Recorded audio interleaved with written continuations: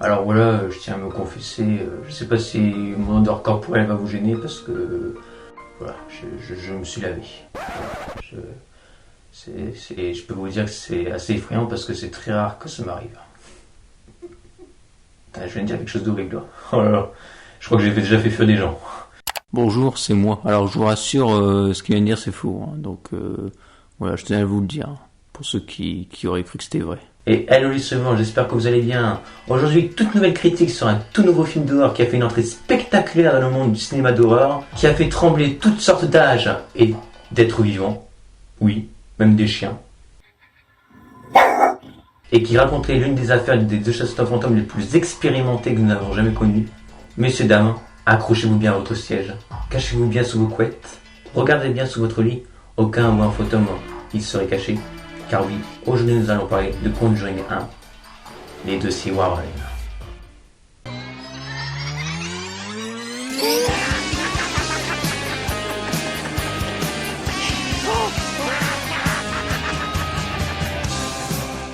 Alors avant de commencer la vidéo, même si elle a déjà commencé, je tiens à dire que les critiques que je vais faire personnellement ne vont pas durer longtemps. Disons que je vais droit au but avec un peu de développement. Voilà, ceci dit, commençons. Conjuring 1, dont le sous-titre est Les Dossiers Warren, est un film d'horreur réalisé par James Wan en 2013. Celui-ci est un réalisateur, pour l'instant il est corps, mais aussi un producteur et un scénariste. Depuis l'âge de 11 ans, il a rêvé de devenir réalisateur de cinéma. Et comme on peut le constater, ses rêves ont porté ses fruits. Il a réalisé son premier long métrage nommé, excusez-moi si je le dis mal, Stigan, avec Shannon Young, remportant le prix du meilleur film de guérilla. Pour ceux qui ne savent pas ce que veut dire le mot guérilla, cela signifie que c'est un film à petit budget. James Wan est très célèbre pour avoir créé le film Saw, Insidious, Conjuring 2 le Silent Field, Dead Silence et d'autres encore. Oui, car si on revient sur Conjuring, comme vous le savez, ce film n'est pas qu'un simple film, mais le début d'une peut-être longue saga. Car après Conjuring 1, il y a eu le 2 et le 3 qui devait sortir en 2020 et qui sortira donc normalement en 2021. Si tout se passe bien. Et encore, je ne parle pas des autres épisodes où on retrouve des personnages de la saga horrifique, tels que Annabelle ou The Nun. Alors pour tout vous dire, je ne parlerai pas de toute la saga Conjuring dans cette vidéo.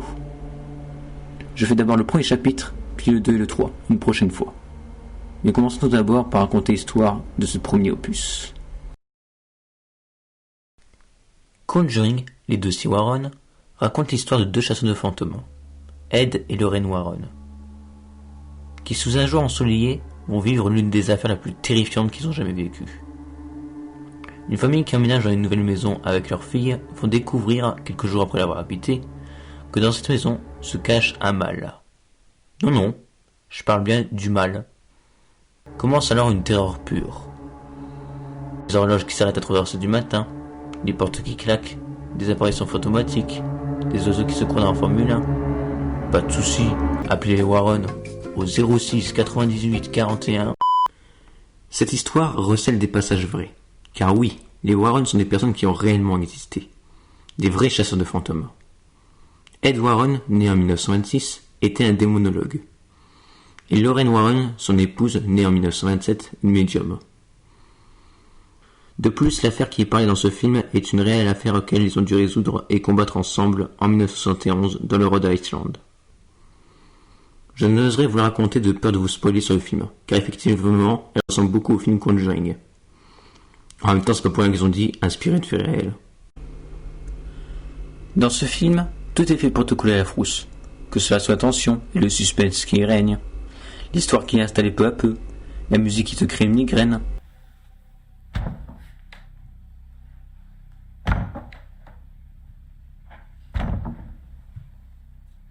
Non mais je dis ça, je dis rien, mais je sais que l'audio et donc la musique est très importante dans le cinéma, mais quand même.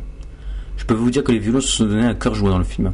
On dirait presque le son de la vidéo de la production THX.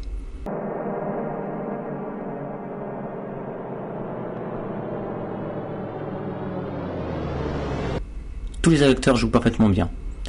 Et parfois même des petits temps de pause, si je puis dire, sont installés dans le film afin de laisser les spectateurs respirer. Des screamers ou même des boss effects vous allez en avoir. Cependant, ce n'est pas le film qui m'a le plus terrorisé, mais on peut quand même passer de bons moments de terreur comme des bons moments de joie.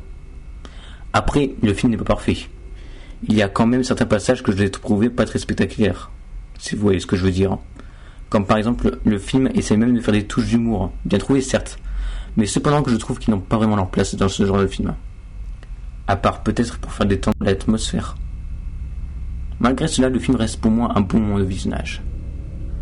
On retrouve un endroit éloigné de la civilisation, ce qu'on ne retrouvera pas dans le chapitre 2. Dommage. Le film essaye même de montrer une pointe de la réalité en expliquant par un texte au début l'histoire des Warren, ou même par des vraies images au générique de fin, des personnes qui ont vécu ce cauchemar vivant, ce qui n'est pas inutile, car cela nous rappelle que certains événements se sont réellement passés. Voilà, c'est terminé, j'espère que cela vous a plu, n'hésitez pas à me dire dans les commentaires ce que vous en avez pensé, et sur quel autre film d'horreur vous voulez que je fasse une critique. Ceci dit, je vous souhaite de passer une effrayante semaine, et n'oubliez pas que ce ne sont pas les films d'horreur qui vont donner des fous, mais qui nous permettent d'être un peu plus créatifs.